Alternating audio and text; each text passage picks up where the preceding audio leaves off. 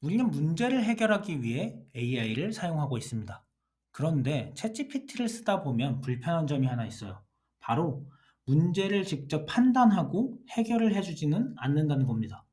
물어봐야만 답을 하고 부탁해도 방법만 알려주고 해결을 직접 해주지는 않습니다. 하지만 AI 에이전트는 이와 다릅니다. 딱 두 가지만 아시면 되는데요. 첫 번째는 도구를 사용한다는 것, 두 번째는 자율성을 가진다는 것. 하지만 지금까지의 얘기로는 이해하기 어려우실 것 같아서 예시를 통해서 보여드리면서 하나씩 해결해 드리도록 하겠습니다. 우선 개인 일정 관리를 AI에게 한번 맡겨볼게요. 챗 GPT와 AI 에이전트가 각각 어떻게 다른지 직접 확인해 보시면 좋을 것 같습니다.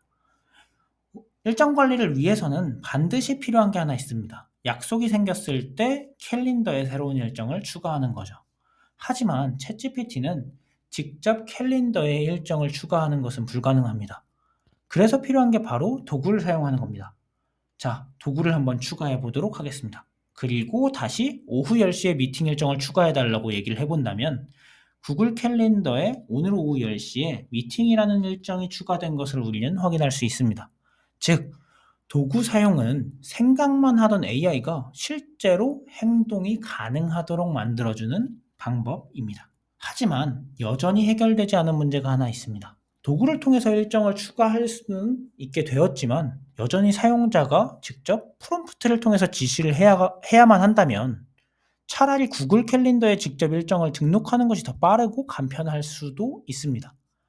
결국 AI가 스스로 상황을 판단하고 알아서 작업을 처리할 수 있어야만 진정한 변화가 일어난다고 볼 수 있습니다. 이것을 바로 우리는 자율성이라고 부릅니다. AI에게 자율성이란 스스로 해야 할 일을 찾아내는 능력을 얘기합니다. 예를 들어 보겠습니다. 거래처에서 이메일을 한 통 보냈습니다. 내일 오후 3시에 미팅 가능할까요? 라는 메일을 받았는데요. 일정 관리 에이전트는 이 이메일을 읽어낼 겁니다.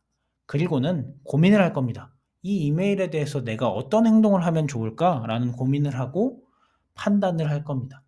그래서 결국에 구글 캘린더에 일정을 등록하기로 결정을 합니다. 여기서 중요한 질문이 하나 있습니다. 에이전트는 어떻게 이메일이 왔다는 것을 알 수 있을까요? 그 답은 바로 관찰에 있습니다. 에이전트는 이메일, 카카오톡, 슬랙과 같은 여러 가지 정보를 지켜보고 있습니다. 이렇게 주변의 변화를 살펴보면서 필요한 일이 생기면 스스로 움직일 수 있게 되는 겁니다.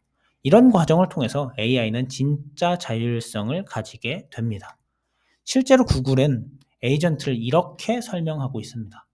에이전트란 세상을 관찰하고 자신이 활용할 수 있는 도구를 사용하여 행동함으로써 목표를 달성하려는 애플리케이션이다. 자, 이제 중요한 내용을 다시 한번 정리해보는 시간을 가져보겠습니다. AI 에이전트의 핵심은 결국 두 가지로 정리됩니다. 첫 번째는 도구 사용입니다. 도구 사용은 AI가 행동이라는 것을 할 수 있게 만들어주는 거죠. 두 번째는 자율성에 있습니다. 결국 AI가 스스로 생각하고 직접 판단해서 움직일 수 있게 해주는 그런 성질을 가졌다라고 생각해 주시면 됩니다. 결국 AI 에이전트는 세상을 관찰하고 자신이 쓸 수 있는 도구를 사용해서 스스로 목표, 우리가 해결하고자 하는 어떤 목표를 이루려고 하는 똑똑한 프로그램이다라고 생각을 해주시면 좋을 것 같습니다. 네, 이제 주위에 잘 설명을 해주실 수 있겠죠? 이 영상이 조금 도움이 되셨다면 구독과 좋아요 부탁드립니다. 감사합니다.